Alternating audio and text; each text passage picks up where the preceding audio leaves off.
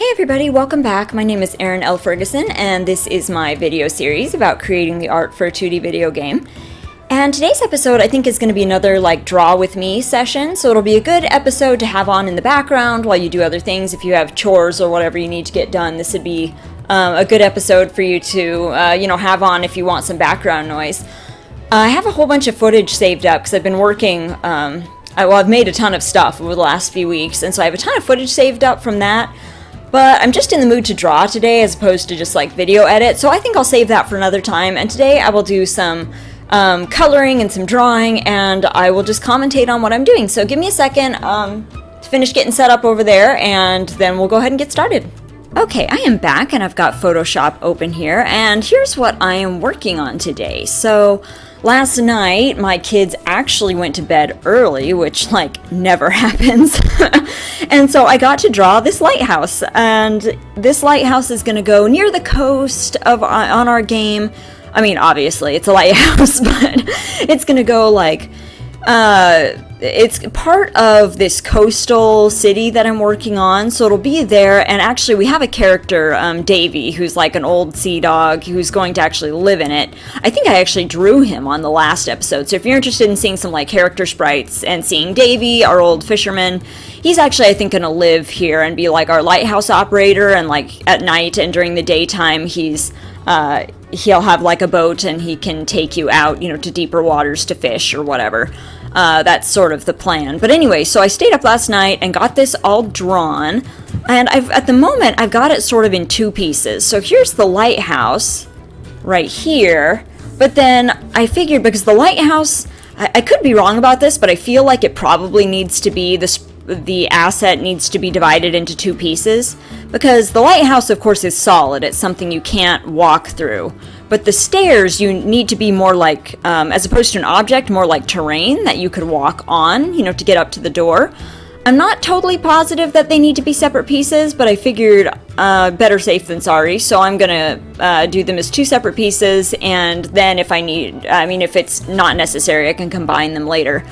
So I'm going to be mostly coloring this today, but the first thing I'm noticing, now I've mentioned before, of course, that perspective, I cheat perspective all over in our game, and I mean all over, because just because of the nature of it, the way that the characters are depicted, they're always from the same angle, and for the most part I feel it's fine as long as the perspective isn't not drawing too much negative attention to itself, then it's totally fine. It just needs to serve its function in the game. But this is bugging me a bit, I'm not gonna lie. So the perspective up here, with this ellipse up here, is not matching here at the bottom. So I am gonna tweak that just a little bit before I color. And then otherwise I think it'll be fine. Like I said, it's not, I don't measure things, I only have imaginary vanishing points. I don't even, go through the trouble of drawing horizon lines or anything like that. It's just, in this instance, that seems to be fairly unnecessary to me. There we go. Alright, what do we think of that? Does that feel like an improvement? I think it feels like an improvement. Let's take a look. Okay, it's definitely an improvement. I'm going to go ahead and I'm going to take that. I'm going to go ahead and erase some of these extra lines underneath now. And we'll combine these two layers and see how we did. Okay, I'm feeling quite a bit better about that. Again, it's not perfect, but I think it's good enough. Alright, so I'm going to go ahead and turn off the stairs for now. And let's go ahead and get in here and start doing some coloring. Let's do a new layer. Nice thing about this structure is it's mostly symmetrical. It's not entirely symmetrical, but it is mostly, which saves me quite a bit of work. I just recently did this really cool boat. Well, it's not a boat, it's a house. It's like a mansion, but it's made out of it's partially made out of an old pirate ship. So it's going to be in this coastal town. It's this big mansion, and I suppose maybe I should save some of this information for that video. I think I did get all of that footage. I did get all of that recorded, so I can actually make a video out of it. But my thought process for that was like when settlers first landed here, you know, first washed ashore, you know, obviously they were living out of their ship for a while. And eventually, you know, they just sort of used it to, as they, you know, they grew and expanded and took over the area and made a little community. It's like they basically just, you know, the ship just became part of that. You know, they just built onto it, made it into a house. And anyway, it was really fun to work on. But anyway, where was I going with that? Oh, so I was just saying that, like, but that building it's really cool, but it's kind of wonky because it's been like just had little additions and stuff put on, you know, put onto it over the years. And because of that, it's not symmetrical except for a couple of places. And so it takes a lot longer to draw because I've gotten pretty spoiled with this new symmetry tool. It has saved me a ton of time, especially with like characters. Characters are tend to be fairly symmetrical. And so it has saved me a whale of a lot of time. Just drawing characters. If you only have to draw half the face, it only takes you half as long. So that's really nice. And same thing with some of these buildings. Oh, whoops. I'm going to lock that layer. I want to add just a little bit of texture. I want this lighthouse to look quite old and run down. Just not super sleek at all. I'm just going to add a little bit of texture to it, make it look a little more weathered. And actually, I love this brush here. It's one of the Kyle's spatter brushes. And it's by default set to multiply, but I change it to normal. And can go in here and add just like this splattery speckled texture, and it's awesome. Look at that. That just like elevated the whole lighthouse. There. Oh, that's so cool. Okay, yeah, I love that. I'm going with that. Alright, so I'm going to go in here. The first thing I usually like to do is to go and fill in most of the biggest areas of color, and then I'll go back and I will fill in some of the smaller details on top. But the thing I haven't decided is, should this be, I want this to either be like the top here, either blue or red. And I haven't decided which. We might have to try both. Let's try both. I'm going to put it on a separate layer so I can try both colors. Let's start with blue. Maybe a darkish blue? Again, it's really nice. Like, I know I've mentioned this before, but when working on this game, I have a set palette of colors I use, and I almost never deviate, you know, choose anything else. When you eliminate the bazillions of other color options and, you know, you only have like a dozen to choose from, it really helps in the decision-making process. Okay, so there's blue. Blue looks pretty cool. Well, let's try it red. Thinking like a darker red as opposed to like a bright, like candy apple red. Oh, that looks cool. I really like the red, especially if we make it look like a little rusty. What if we take this like impressionist brush here and add just a bit of wear and grunge to it, like not that. Like, yeah, I'm just gonna add just a bit of this sort of coppery tone to the top. Again, all from that palette.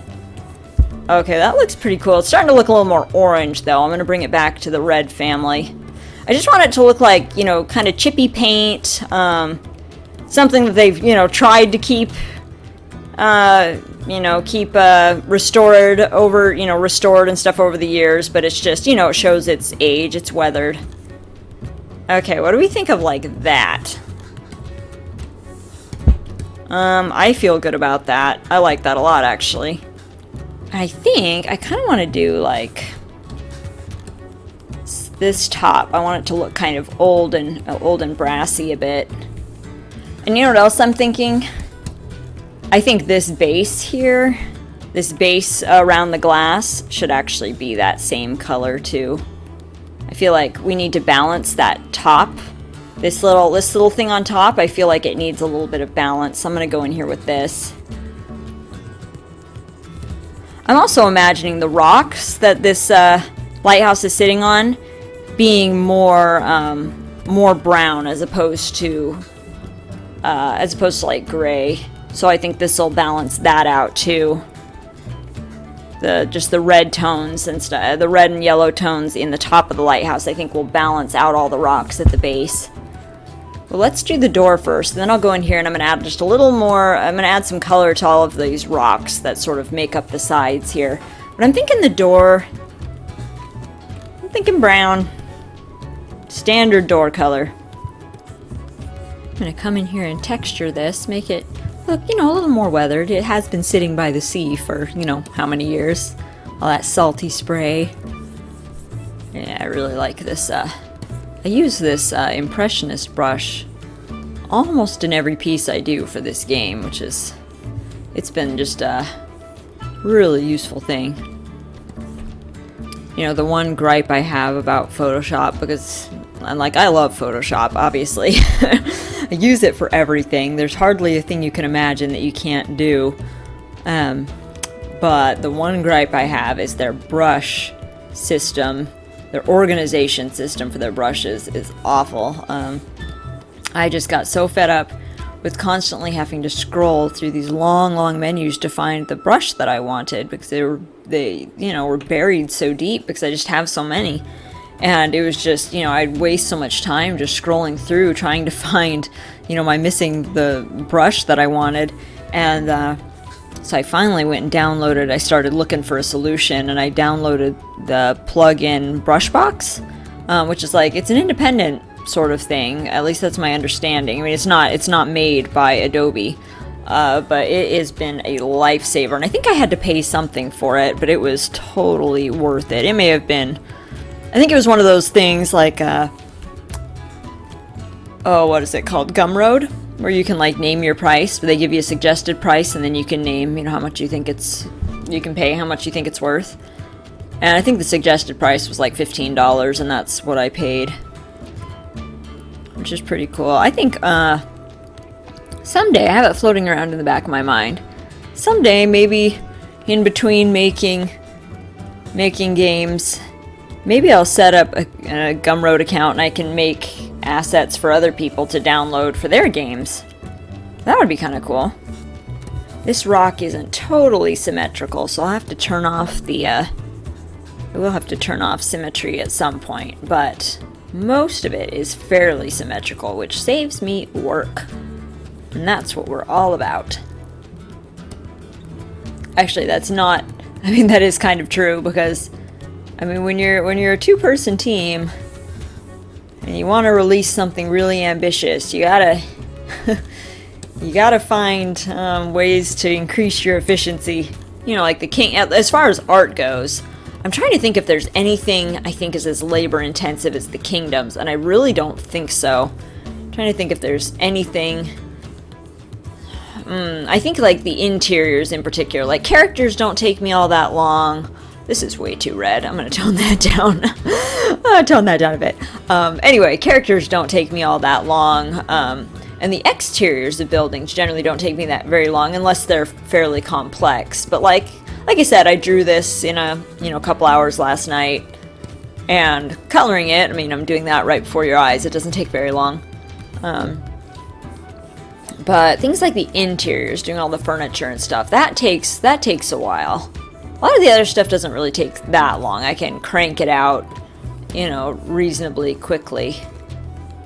Okay, I'm going to add a little more gray into that. And it feels a little washed out to me, so I'm just going to warm it up just a bit. I'm just going to keep layering on colors until I get something that I kind of like the looks of.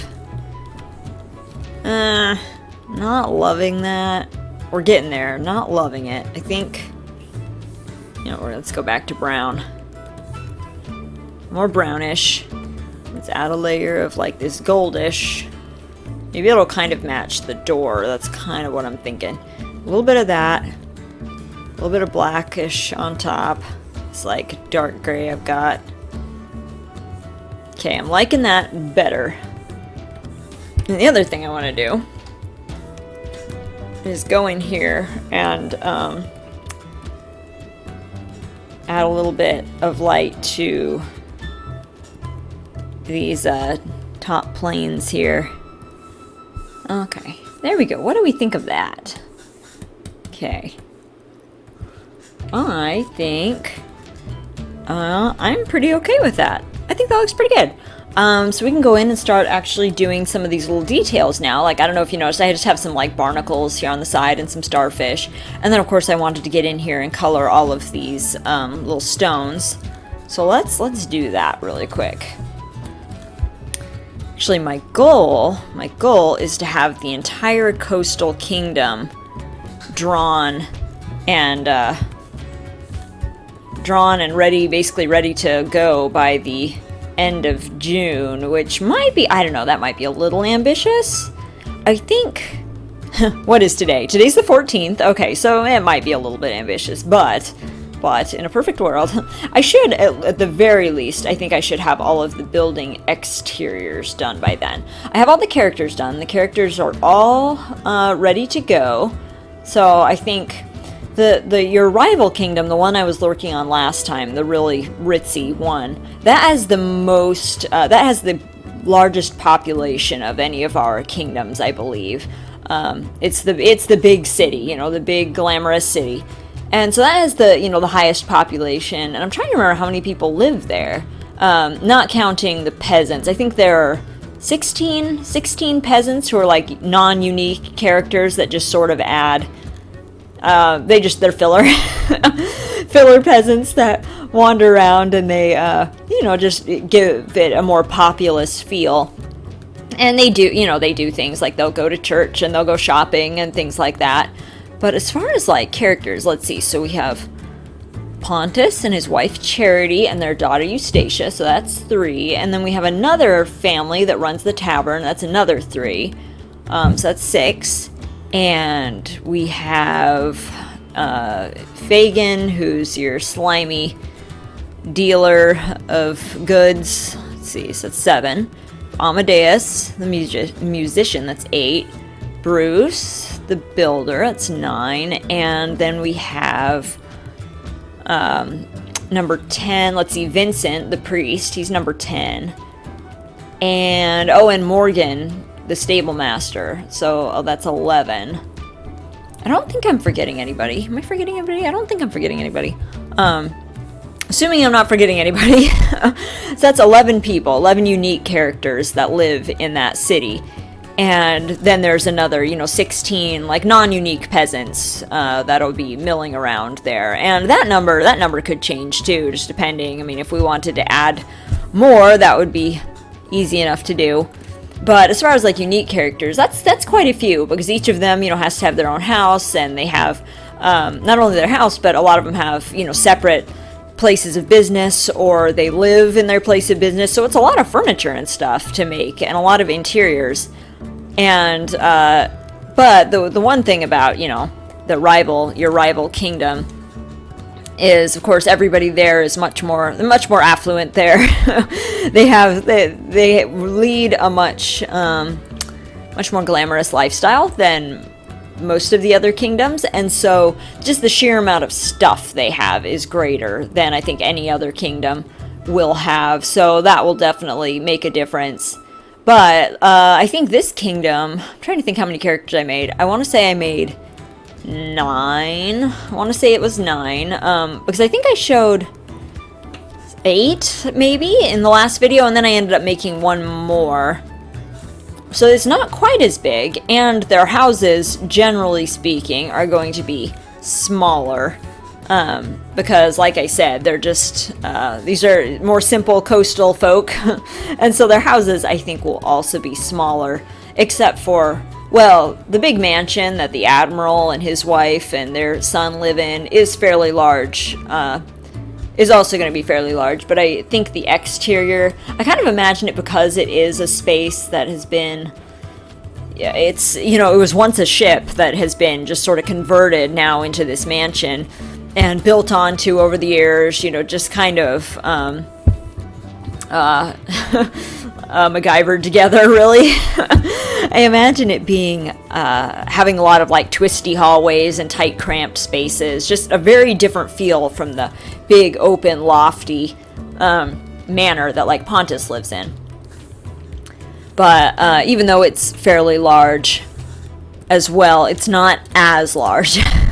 And so there won't be quite as much stuff to stick in there. And everybody else lives in like Well, I've got ideas for like houses on stilts, so they'll be almost like out into the water, and you'll access them, by walking on the docks. So quite a few homes will be like that. I think a couple of characters at least will live in houseboats. I think in particular, like Roy, he's one of our characters. He's a dock worker, and he's sort of like the head in the clouds, adventuring, dreams of adventure in far off places kind. And so I could see him living in a houseboat because he would want to be. He wouldn't want to be tied to any one place. He would want the option. It's kind of like, the draw of people who live in RVs. They want to be able to hit the open road anytime. I feel like this, at least in his mind, stopping in the coastal kingdom maybe is just sort of like a pit stop on his journey to adventure where he can make some money and meet some new people and, but that at any point that he wanted to, he could get back in his houseboat and move on to the next place. So I think that would make sense for him to have a houseboat, something that, is mobile, as opposed to just, house like a bunch of the other characters.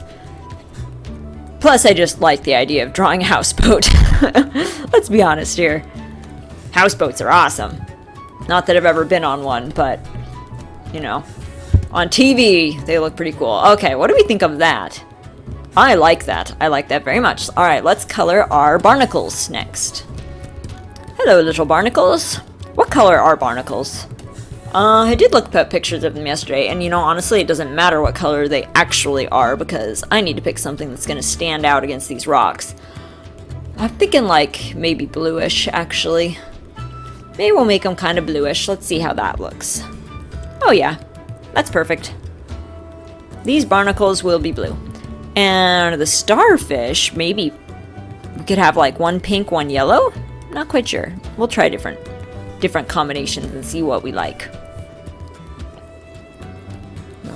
And honestly, at the distance that you actually are zoomed out when you play the game, I'm not sure anybody will be able to really actually see these little barnacles. But I can see them, and you can see them now. And so they're there. Now I need to do, because I want to do the stairs separately, I'm going to go ahead and do their colors on a separate layer. I'm going to get in here. Unfortunately, the stairs are obviously not symmetrical, so it'll take me just a few seconds to fill this in, but basically what I'm going to do is just like block it in a solid color, texture it, and then use my shadow layer to make definition, in the stairs. Ta-da! Okay, now that's all colored in one solid color, and about a quarter of the way down, I realized that I really could be using the lasso tool for that, which makes things so much easier, especially because these rocks are already kind of a jagged shape anyway, so that magnetic lasso tool is like perfect for stuff like this. I use it all the time. Let's go ahead and get these textured so they blend in. I want them to look like a natural staircase as much as, possible. Not so much man-made, or as if it was like man-made at one point, but just over the years and the weather, it is just, worn down to its current, state of disrepair. I think that would make sense. All right, let's see what that looks like against the rest of the lighthouse. And there we go. Oh, that's perfect. Yeah. I did actually pretty good matching that color, considering I wasn't even looking at it. Alright, cool. So we'll add that. I'm going to name that layer. So we'll call it stair colors. And let's add. Now let's do that shadow layer. So for the shadows, what I've been doing for this whole game, everywhere really, is I'll set my layer, after I fill in the shadows, I'll set it to multiply and 30% opacity. And that's what I've been doing everywhere, so everything has a really consistent look, with very, very few exceptions. And I always use this same sort of deep blue for the shadows too, so again, just for the sake of consistency, with very few exceptions. But I'm going to go ahead and shade just in between each of these stairs, just to give it a little bit more dimension. I was thinking about it as I've been working on this game, I was trying to decide. I mean, obviously, like, I'm super excited to have the game out and have people playing it and, you know, getting feedback and that sort of thing. But I'm super excited, actually, for my kids to see it and see what they think. So, both of my kiddos, like, it's funny, I don't know what it is, but my little girl, who has shown up on this channel before, because she's usually hanging out with me when I'm doing videos, and she's 15 months old as of this recording, and she loves video games. It is so funny. I mean, she doesn't talk yet. She doesn't really point or gesture, you know, too much yet. But if I'm carrying her and I walk through the living room and I walk past the Switch, we've got the Switch, you know, sitting up there on a shelf, she'll reach and groan and grunt and try and grab the control. And she gets so excited when she sees me getting the control down, she'll immediately just take off for the couch and she'll sit there. And it doesn't matter what I'm playing, really. She's happy to watch anything. I mean, I certainly wouldn't play anything super violent in front of my kid. I'm not really into that anyway. I don't really like violent games. I'm definitely a Nintendo fan. Like, I just really like their family-friendly sort of games. I've always liked them. Huge Nintendo fan. So it's not like I'm playing anything super violent. I mean, everything I'm playing is very family-friendly. But it doesn't seem to matter to her what I'm playing. She is into it. She is there for it. And my son is really similar, although he's interesting because, and he's 5, but he's loved games since he was little too. I used to, when he was just a little guy, when we had some time to kill, or especially if I was trying to get him to eat, because he doesn't eat very well. He really struggles. He just really picky eater, doesn't eat very well. And so especially when he was a little guy, I discovered pretty early on that the easiest way to get him to eat was to distract him, and then I could just sort of, like, you know, shovel food into his mouth while he wasn't thinking about it too hard, and I could get him to eat a lot more and get him to try, you know, new things, and a lot more variety if he was just distracted with something else. So we sort of had this, like, you know, daily ritual where around lunchtime, you know, right before his nap, we would, and he was just, yeah, a little guy, I would get out, we would play a game. Usually, I think I played through a lot of the Zelda series with him that way, because I love those games. And so, we would play Ocarina of Time, or Majora's Mask, or whatever, and I would just sit him on my lap with, like, a sandwich, and I would play, and we'd play. It was like 20 minutes. I mean, you know, he was little, so he didn't have, like, the longest attention span, but it was just long enough to where I could give him a bite, and then he'd play for a second, so he would actually chew it and swallow while he was distracted, then pause it, give him another bite, and that's how he ate lunch, like, every day, because otherwise he just would not sit still and wouldn't eat. And so I got him to eat by keeping him, you know, basically just distracting him every day during lunch. But as he's gotten a little bit older, he still really doesn't have much interest in actually playing himself. He just wants to watch you play, and he'll ask for the Nintendo. He'll want us to play that.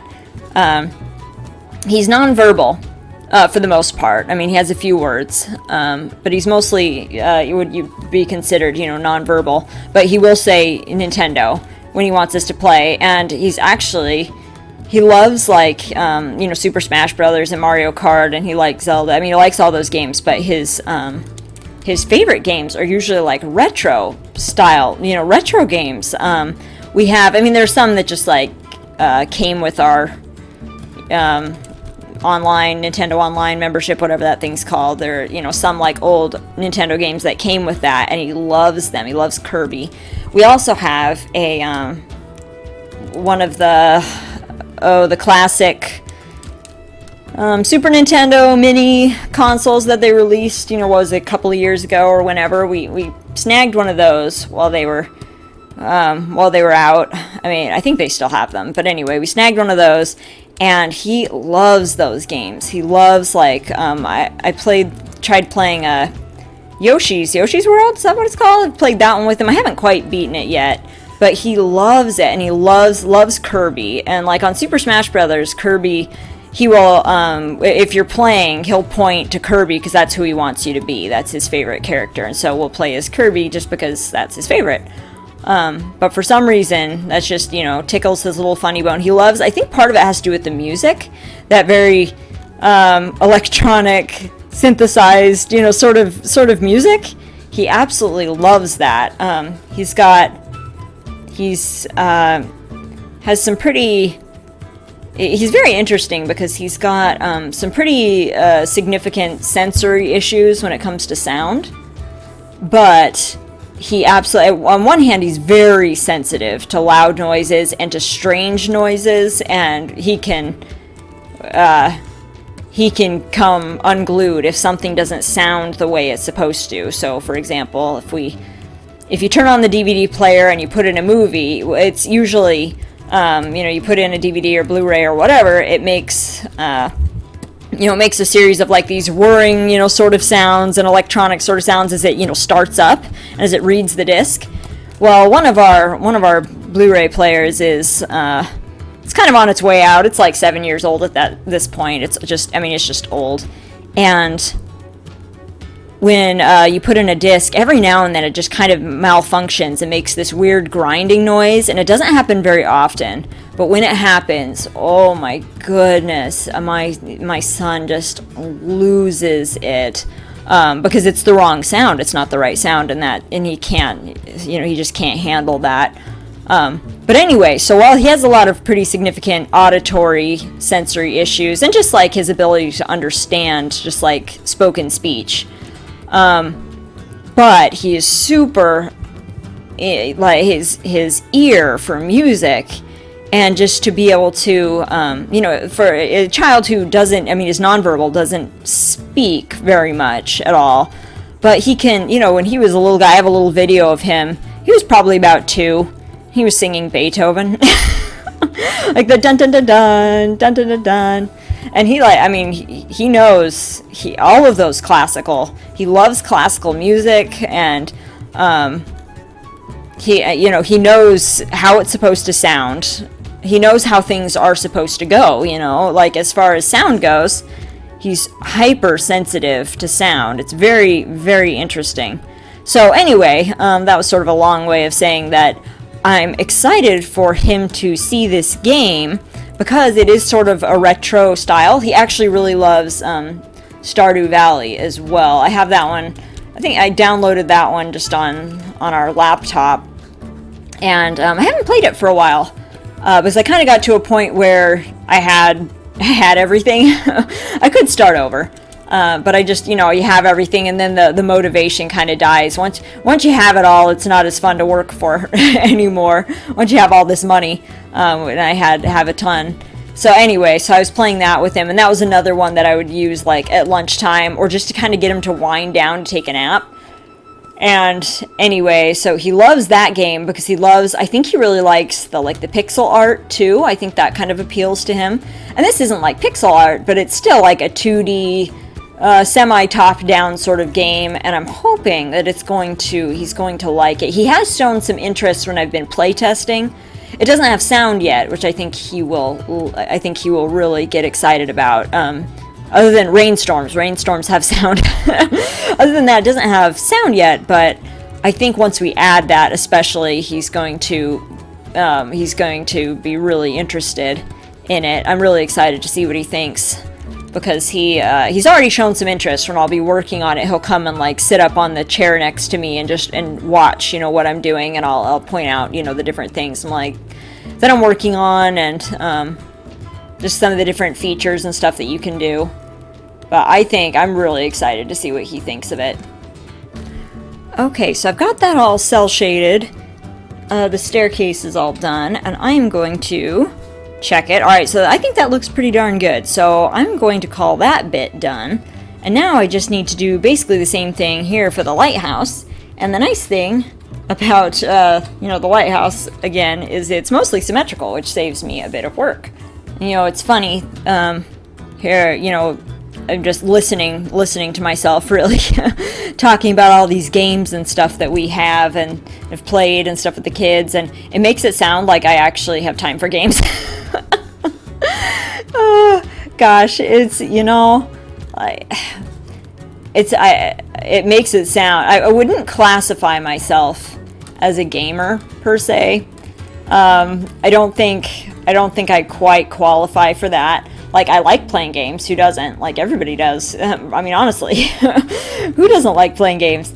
So yeah, I like playing games. It's just, I actually have very little time to actually play them. I play, like I said, I play with my kids. Like, sometimes when I pick him up from school, a lot of times he'll want to play, he'll ask for Nintendo, but like I said before, he really doesn't have much interest in playing himself. We've tried to teach him how to play, but he just wants to watch us play, and so when he comes home, he wants to unwind, and that's fine, if I don't have anything else that really pressing that has to get done. I'm usually pretty sleepy in the afternoons anyway, so I'll stick in whichever game he wants and I'll play, but I kind of, a lot of my gameplay revolves around what the kids, my son in particular, what he wants to play at any given moment.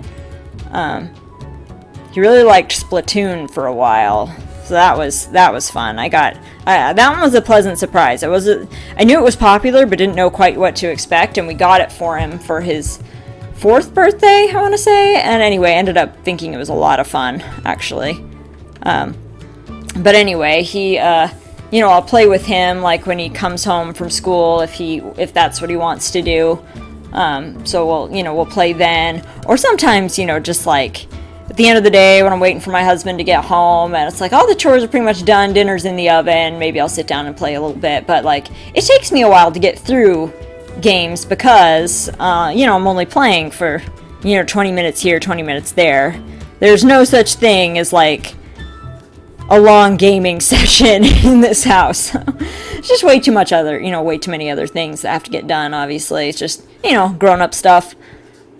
But, and one of those things, of course, too, I'd have lots more time to play games if I wasn't busy making one, but I'd rather make one, I think, than play them, generally speaking, with the exception of some of my, very favorite games, of course.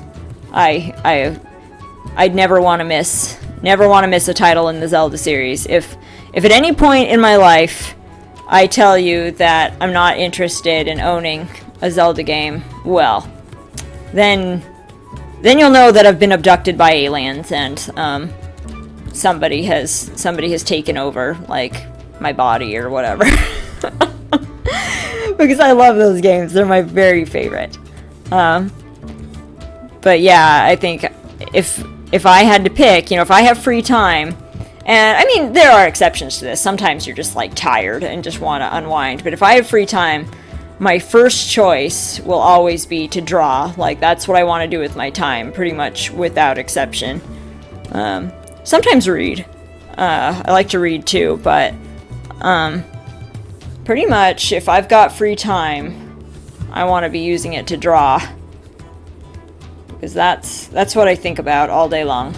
I'm sure there are lots of people out there who spend their time thinking about, ways to help humanity and end world, suffering. I just think about drawing all day long. It's all I think about. It's like, oh, I just wish I was drawing. That's all I want to do. Alright, so there we go. I like that. I want to do a little bit of a shadow just around the base here of this, the lighthouse.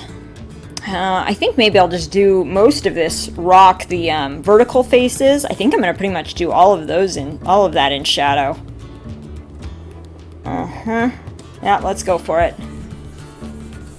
Okay, I'm going to erase that there.